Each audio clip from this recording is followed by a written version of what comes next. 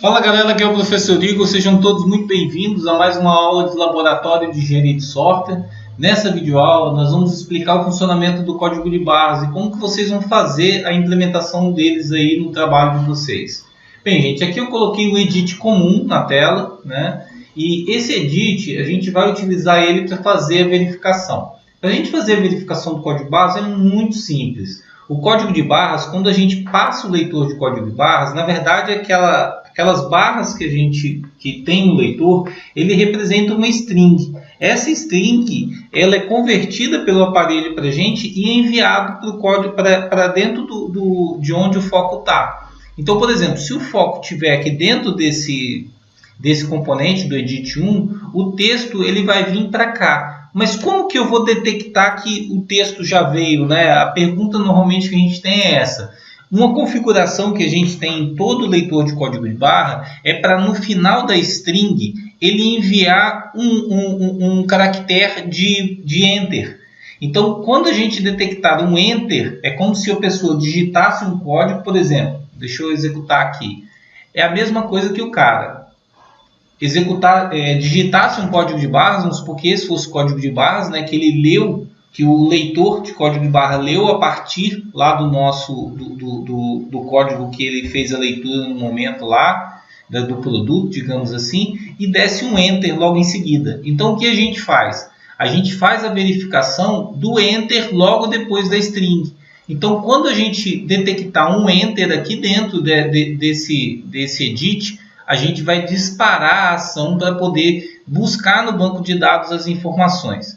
Então, como que a gente faz isso? A gente vem aqui no OnKeyPress desse cara e dentro do OnKeyPress a gente coloca, ó, se a chave, né, se o caractere que foi digitado for tralha 13, né, que é o código ASCII do Enter, ele vai vir e vai fazer alguma coisa. Então, se eu dei o Enter lá dentro, ele pressiona. Então, por exemplo, eu vou pressionar o Enter e vou vir aqui ainda e vou fazer o seguinte, vou somar aqui, vou colocar o texto que tiver, vou colocar, por exemplo, edit, que é o edit que a gente tem lá, ponto text.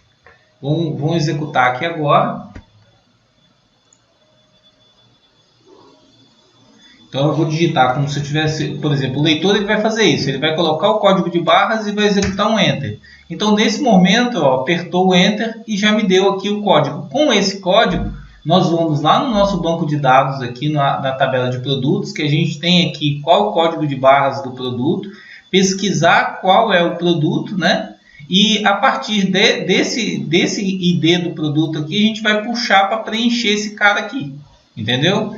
Então a gente pega o código de barras, verifica qual é o produto, busca o ID do produto e usa ele para criar a entrada aqui do estoque, tá? Lembrando, gente, que é sempre interessante, quando a gente for fazer esse desenvolvimento, a gente desenvolver as funções de acesso ao banco de dados dentro do DataModel, para a gente ter aquela divisão em camadas. Então, lá no DataModel, tudo que é acesso ao banco de dados vai estar lá dentro do DataModel. E aqui a gente acessa uma função que vai estar dentro do DataModel fazendo acesso ao banco de dados. E bem provável que essa função eu passo como parâmetro o código de barras.